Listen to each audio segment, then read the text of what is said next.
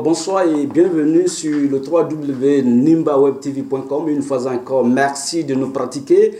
Aujourd'hui, nous sommes avec l'honorable Mamadou Badiko, président de l'UFD. Il n'est plus à présenter sur la scène politique. Avec lui, nous allons parler actualité nationale. Alors, Mamadou Bari, première question. Bonjour l'honorable. Oui, bonjour. L'honorable, quel est le constat que vous faites aujourd'hui de la situation politique en Guinée?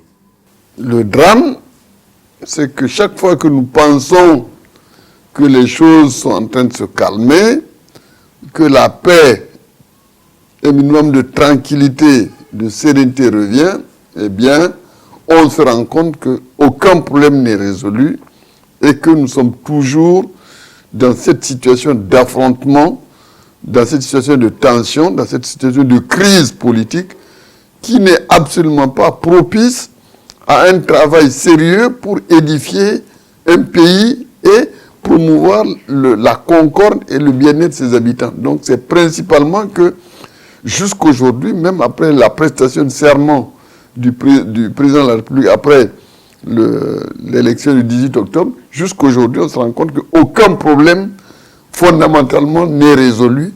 Et je dirais que c'est exactement presque la même chose avec quelques intermèdes depuis 1958. C'est un constat. De quoi voulez-vous parler quand vous dites... Eh bien, on parle de cette situation de prisonniers politiques qui meurent en détention de façon récurrente. C'est comme si dans le couloir de la mort, à la prison de Koronti, il y avait une file d'attente. Et on attend chaque fois que encore un autre meurt. Et je trouve que c'est une situation extrêmement grave, sans compter maintenant cette situation où les opposants, beaucoup d'opposants, ne savent plus aujourd'hui s'ils disposent toujours de la liberté d'aller et venir. On ne compte pas le nombre d'opposants qui sont vus refoulés de l'aéroport à leur départ de Conakry. Et tout ça ne facilite absolument pas la sérénité. Et donc qu'on n'a pas encore retrouvé le chemin de la sérénité, de la concorde et de la paix véritable pour nous mettre enfin au travail pour le bonheur du pays. Voilà un pays attardé, l'un des pays les plus attardés, les plus arriérés du monde, un des pays les plus misérables du monde. Et bien, on ne peut pas travailler puisque nous sommes continuellement dans des conflits internes. Mais après la prestation du président de la République le mardi dernier, il a quand même pris un engagement, comme quoi il voudrait gouverner autrement, avec une main tendue vers toutes les compétences du pays pour le bien du pays, de la nation. Qu'en pensez-vous? Est-ce que ce n'est pas une autre façon de gouverner cette fois-ci? Il est quand même là depuis 10 ans. Tout le monde l'a pratiqué. On a vu comment il fonctionne. Des promesses, il y a que ça. Il y en a eu tellement. Combien de fois l'avons-nous entendu se prononcer sur les mots qui minent son système et son régime? Mais est-ce qu'il y a eu des actes concrets? Non. Maintenant, la Guinée, c'est le pays des paradoxes, le pays de la grande théorie, le pays des belles paroles, le pays des belles promesses. Et bien maintenant, il faut qu'on arrive aux belles réalisations. En tant qu'élu du peuple, quel est le rôle que vous devez jouer pour changer cette position? Notre rôle, c'est d'abord de donner l'exemple. Sortir de l'esprit ultra-partisan, sortir de l'ethnicisme, avoir ces distances par rapport aux mots qui gangrènent les élites de ce pays, c'est-à-dire les combines, les trafics d'influence, la corruption, l'enrichissement illicite et le fait de faire poser des actes positifs pour le bien-être de toute la communauté guinéenne. C'est ça le rôle objectivement. Donc lorsque le gouvernement nous présente un projet de loi, eh bien nous devons avoir une attitude objective mais stricte. Quand un projet est présenté, on en fait des critiques, on en fait des amendements, on fait des propositions au gouvernement qui, maintenant je dois vous le dire, le gouvernement les accepte de temps en temps. Et les autres collègues également font des propositions donc qui sont acceptées. Il y a des projets de loi qui sont modifiés dans un sens positif et autre. Et on arrive au vote. Si on est convaincu que le projet est bon et qu'il peut faire avancer le peuple de Guinée, on vote oui. Si on a vraiment des doutes, on se dit, ah, c'est pas clair, on n'est pas rassuré et tout ça, on dit, ben, à ce moment-là, on s'abstient. Et lorsqu'on trouve qu'il y a des dispositions là-dedans qui sont néfastes pour le peuple, pour la population et pour le pays à court et à long terme, et à ce moment-là, on vote contre. Mais il y a toujours la loi de la majorité quand même. Oui, effectivement, il y a une loi écrasant la majorité puisque nous sommes pratiquement dans une chambre monocolore, il ne faut pas se le cacher. Même ceux qui ont envie de voter non n'ont pas parfois envie de mécontenter le gouvernement. C'est une situation qui est là. Je ne vous dis pas l'atmosphère qu'il y a à l'Assemblée. Chacun veut être bien avec les ministres. On passe le temps à les féliciter du très beau travail. Et personne n'est dupe. Chacun cherche ses amis, ses accointances et ses relations. C'est tout à fait clair. Mais ça, c'est un phénomène qui est mondial. N'est pas propre à la Guinée, mais je dis qu'il faut que le député prenne son recul par rapport à l'exécutif, puisque nous avons nos petits salaires, nous avons nos indemnités, nous sommes mis à l'abri au moins des besoins quotidiens qui ne nous mettent pas dans une situation où on est obligé d'aller nous prostituer chez les gens du pouvoir exécutif pour arriver à exister. Donc c'est cette situation aussi qui est là. C'est ce qu'on constate. Quand par exemple un ministre a parlé, vous n'imaginez pas les foules qui se ruent sur lui à la recherche de photos ou de numéros de téléphone. C'est un spectacle tellement gênant, affligeant que nous observons. Donc quand vous êtes dans cette situation, comment vous allez critiquer quelle critique pouvez-vous faire à ces gens-là? Vous ne pouvez rien faire, puisque vous cherchez au contraire directement ou indirectement leur faveur. Tout le monde sait que le pays fonctionne comme ça, c'est-à-dire aux accointances, aux complicités, aux échanges de bons procédés. Et c'est ça qui tue le pays. C'est ça la mère de la malgouvernance et de la corruption. C'est ça. Parlant de la corruption, récemment vous avez reçu la ministre mise en cause par rapport au dossier de 200 milliards. Mais il faut que vous compreniez que nous ne nous sommes pas permis de nous transformer en juge alors qu'une affaire est soulevée, qu'elle a ému toute la République et que la justice dit s'en être saisie. Mais nous avons nos traditions. On n'a pas vu une seule affaire qui a été élucidée dans ce pays. Même les gens qu'on a ramassés à l'Office guinéen de publicité, les chargeurs ou la Lonagui, avec des dizaines de milliards détournés et autres, ils ont été condamnés à des peines amicales, des peines pour la forme. On n'a jamais entendu dire que tout cet argent est retourné dans les caisses du Trésor. On n'a jamais entendu ça. Donc, elle, quand elle est venue, nous parlions de son budget. Nous ne nous sommes pas permis de l'attaquer. On a parlé du fonctionnement de son département. Et il y avait énormément de choses à dire. Tous ces chantiers qui sont inachevés depuis des années, il y en a partout, des écoles de centres de formation professionnelle qui sont en chantier, avec des financements déjà épuisés et qui ne marchent pas. Mais pire, on l'a quand même interpellé sur la situation, le scandale incroyable de ces dizaines d'écoles de santé, soi-disant, que nous appelons des écoles de bouchers charcutiers, qui recrutent des laissés pour compte de l'enseignement de base, qui sont censés apprendre à être aide-médecins, c'est-à-dire avec le brevet technicien supérieur, qui entrent analphabètes et qui sortent avec un brevet technicien supérieur, et qui sont lâchés sur la population, qu'ils massacrent en silence. On a interpellé sur tout ça. Si je comprends bien, le dossier 200 milliards, détournement de 200 milliards, et à l'Assemblée nationale, on parle d'enquête parlementaire. Sur la question, est-ce que vous êtes en train de faire quelque chose? À ma connaissance, il n'y a pas de commission d'enquête parlementaire sur cette affaire qui soit mise sur pied. Je n'ai pas entendu. Il n'a pas été question de ça. Nous parlons du budget. Hier, par exemple, nous étions sur la loi de programmation militaire, mais je n'ai jamais entendu parler de cette enquête-là. D'accord.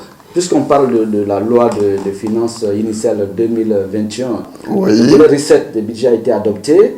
Et par ailleurs, il y a des observateurs qui pensent que la procédure n'est pas catholique.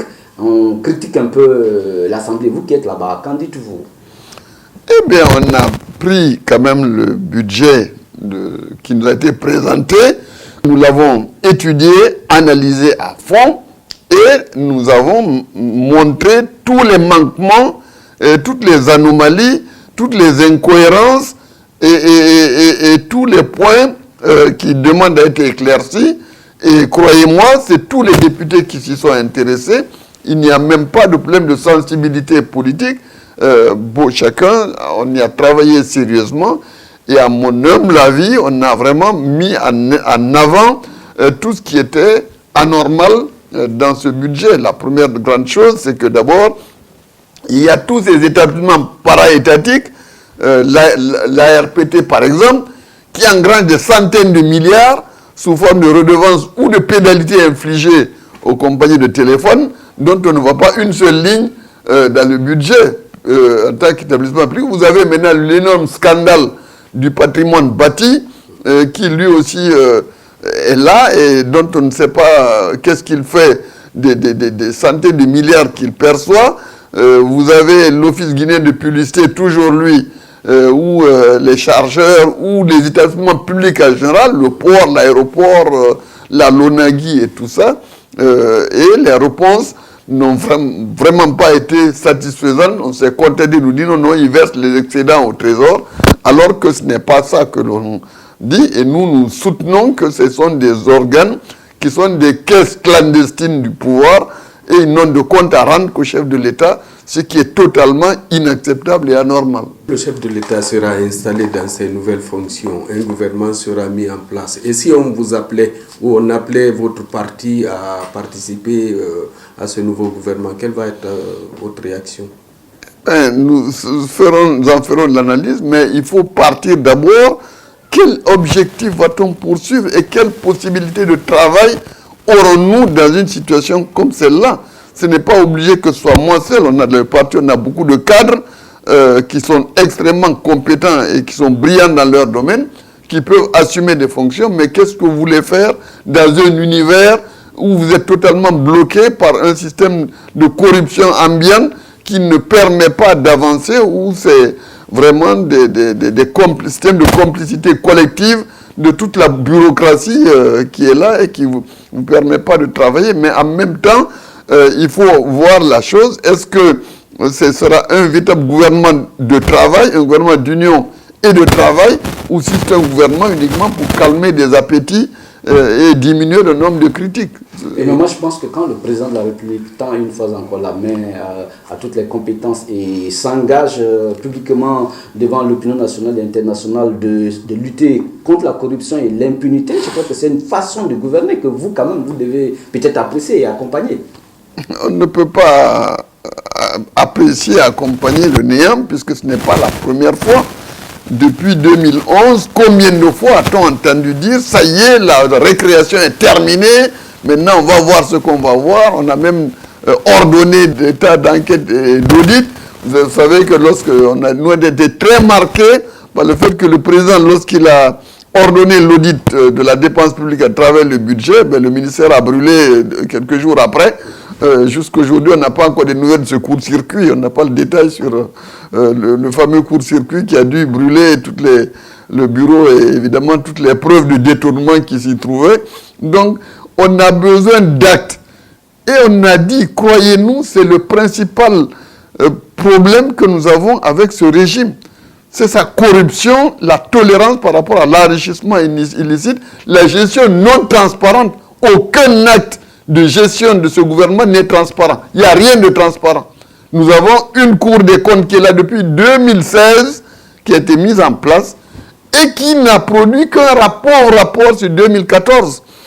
Il n'y a rien, on a la preuve de rien, on ne peut répondre de rien, on n'a que des soupçons ou des interrogations, puisqu'il n'y a absolument rien de transparent dans tout ce que fait le gouvernement, on le dit.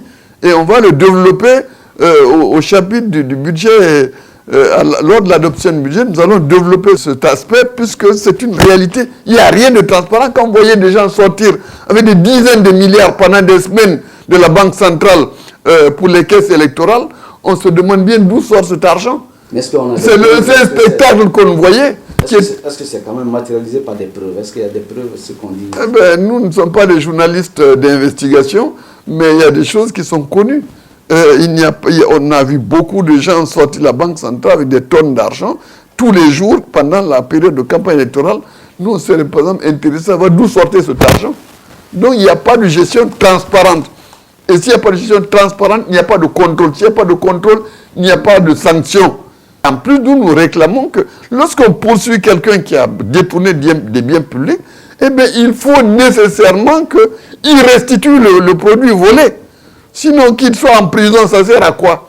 Ça ne sert presque à rien. Il faut qu'il rende l'argent volé. Et comme il a des biens en Guinée à l'extérieur, il faut que l'État récupère le butin. Quelles sont vos relations avec les autres partis de l'opposition? Alors, quand on prenait à l'Assemblée, nous sommes quand même avec d'autres partis d'opposition dans le groupe parlementaire Alliance Patriotique. Nous travaillons ensemble en bonne intelligence. Chacun garde sa sensibilité, son indépendance.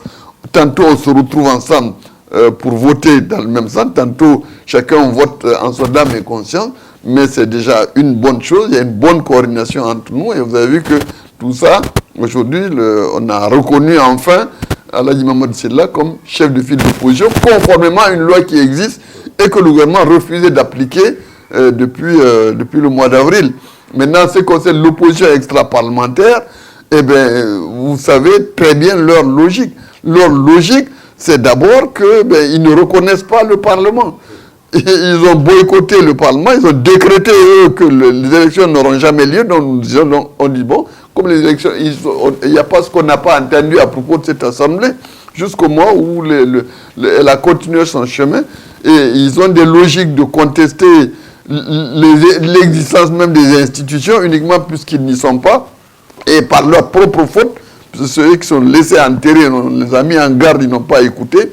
Eh bien, l'avenir, normalement, c'est la coordination de l'opposition parlementaire, extra-parlementaire, mais ça ne peut pas se faire dans n'importe quelle condition. Et ensuite, il faut qu'on s'entende, il faut qu'on respecte les lois. On ne peut pas nous entendre pour dire comment on va violer la loi et faire valoir nos objectifs.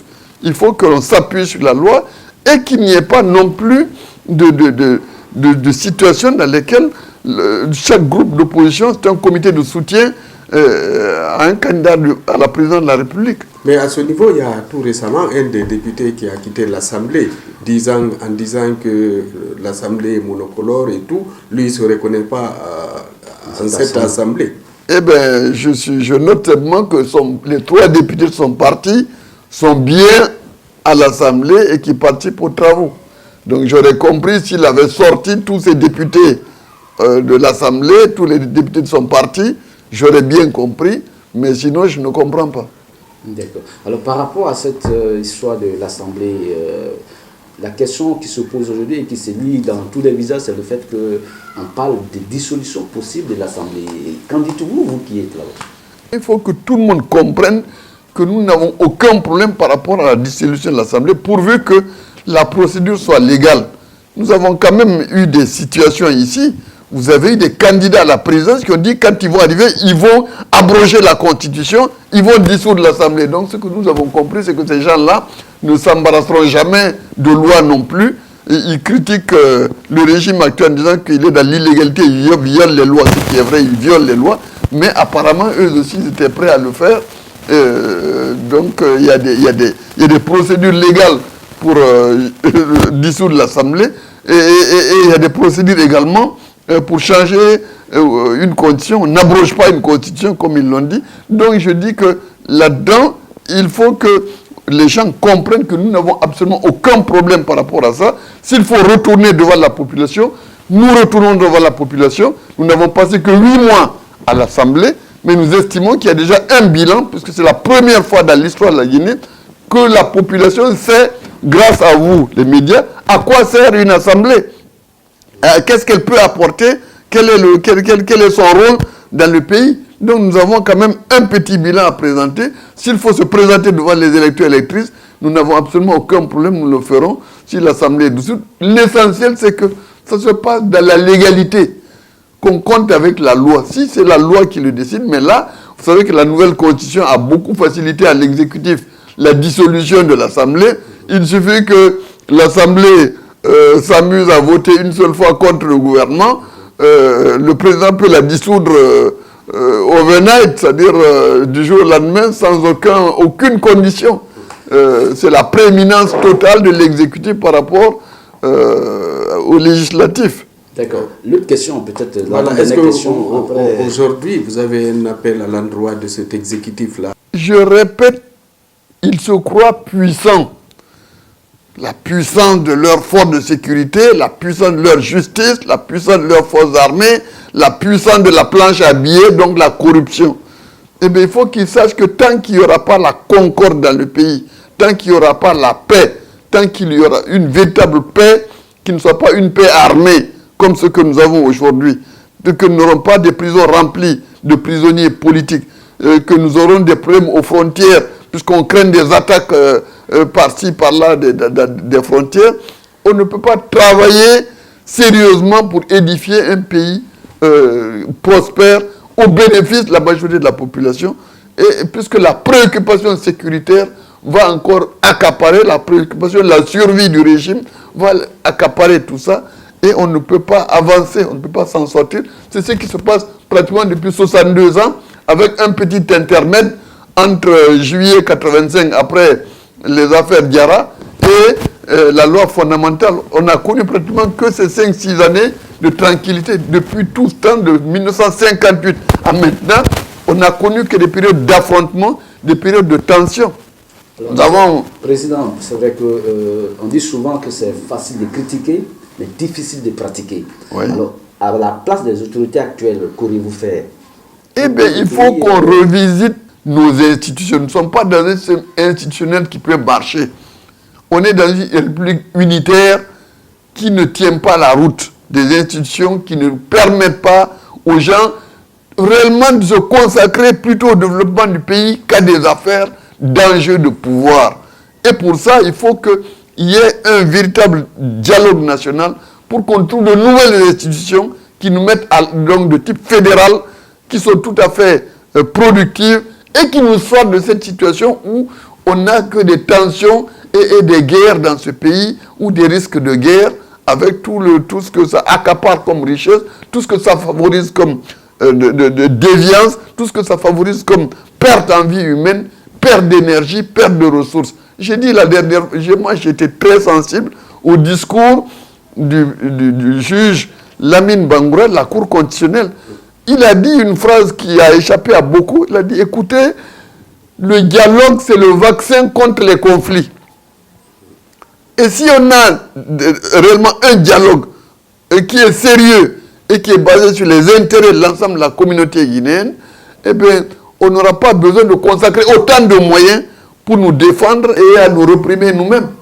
Voilà le vrai problème. Donc le mot de la fin par rapport non seulement aux hommes du pouvoir, mais aussi à l'opposition, parce que ça se joue entre le pouvoir. Absolument. Il faut d'abord qu'on s'entende et que ce soit la loi, qu'on se batte pour que c'est la loi qui soit appliquée, et la loi est pour tout le monde. La loi doit être la même pour tout le monde. Nous devons nous accrocher à la loi. C'est la loi qui peut nous sauver. Si on trouve que la loi n'est pas convenable, ensemble, on la change. Mais une fois qu'elle est là, on doit l'appliquer. Elle est valable aussi bien pour l'opposition que pour le pouvoir. Le pouvoir ne peut pas appeler à une élection, quelqu'un s'assoit pour dire non, l'élection n'aura pas lieu, puisque ce n'est pas son rôle. Son rôle, c'est de se battre pour se faire élire et changer éventuellement les choses, mais pas de dire qu'à n'importe quel prix, on peut brûler les écoles, on peut tuer les gens, on peut faire tout ce qu'on veut. Ce n'était pas son rôle de convoquer les élections. Il y a un pouvoir exécutif qui est là, qui a convoqué des élections. Eh bien, la logique républicaine et légale voudrait qu'on y aille ou qu'on n'y aille pas, mais qu'on ne dise pas que les élections n'auront pas lieu. Voilà un exemple. Et le pouvoir, pareil, c'est l'impunité de considérer que dans une situation de guerre civile dans laquelle on s'est installé, au mois d'octobre-novembre ici, qu'il n'y a que d'un côté, le tort n'est que d'un côté, il n'y a que les sanctions légales ne peuvent toucher que un des protagonistes et pas les deux. Ceux qui ont tiré à bout portant sur des enfants, des innocents ou qui ont exécuté des militants politiques. Alors merci monsieur. Merci. Honorable. Bon courage. On se retrouvera après le volet dépenses. Okay. Donc dans 2 semaines. Alors j'en profite pour souhaiter un joyeux Noël, une bonne fête de Noël, malgré toutes les difficultés de la situation économique et sociale. Certains ont des parents qui sont détenus. Ils ne savent pas s'ils vont être jugés ou non, ou si ils vont pouvoir les récupérer pour fêter ensemble en famille Noël. Donc je souhaite bonne fête à toutes les familles donc, chrétiennes et qu'on sera en communion avec elles. Et on espère que 2021 sera une autre année bien meilleure et autre que celle de la terrible année 2020 que la Guinée a connue et qui sera marquée d'une pierre dans les années que nous ne souhaitons plus revoir dans ce pays. Alors, c'était l'honorable Mamadou Babadiko, je vous remercie. Président de l'UFD. Merci une fois. Et je crois que, mesdames, messieurs, c'est la fin de cette émission. Grande interview avec l'honorable Mamadou Babadiko. Merci de nous pratiquer, de rester connectés au www.nimbawebtv.com.